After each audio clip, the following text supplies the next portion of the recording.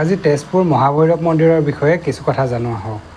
বুৰঞ্জী প্ৰসিদ্ধ ঐতিহ্যপূৰ্ণ মহাভৈৰৱ মন্দিৰ তেজপুৰত অৱস্থিত। প্ৰবাদ অনুসৰি শিৱলিংগটো বাণ ৰজাই স্থাপন কৰাইছিল।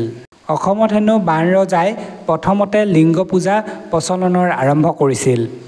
বাণ ৰজাই ৰাজধানীৰ পৰা অগ্নিগড়লৈ অহাৰ বাটত প্ৰতি ২ মাইল আঁতৰে আঁতৰে একোটাকৈ শিৱ মন্দিৰ নিৰ্মাণ কৰাইছিল বুলি প্ৰবাদ আছে। বাণ ৰজাৰ জীয়ৰী উষায়ো হেনো এই মহাভৈৰৱ মন্দিৰলৈ সদায় পূজা কৰিবলৈ আহিছিল। মহাভৈৰৱ অতীজতে শিলৰ মন্দিৰ আছিল। বাণ ৰজাৰ দিনৰ সেই মন্দিৰৰ কীৰ্তিস্তম্ভ আজিকালি অৱশ্যে দেখিবলৈ পোৱা নাযায়। বৰ্তমান থকা মন্দিৰটো পুৰণি মন্দিৰৰ ঠাইতে প্ৰায় ২৫০০ বছৰমানৰ পূৰ্বে স্বয়ম্ভু ভাৰতী নামৰ এজন লোকে পুনৰ নিৰ্মাণ কৰে। মন্দিৰৰ চাৰিওফালে বহুতো শিলৰ টুকুৰা শৈলস্তম্ভ পৰি আছে। সম্ভৱতঃ এই মন্দিৰক কেন্দ্ৰ কৰি ইয়াত আৰু আন কেইবাটাও মন্দিৰ আছিল।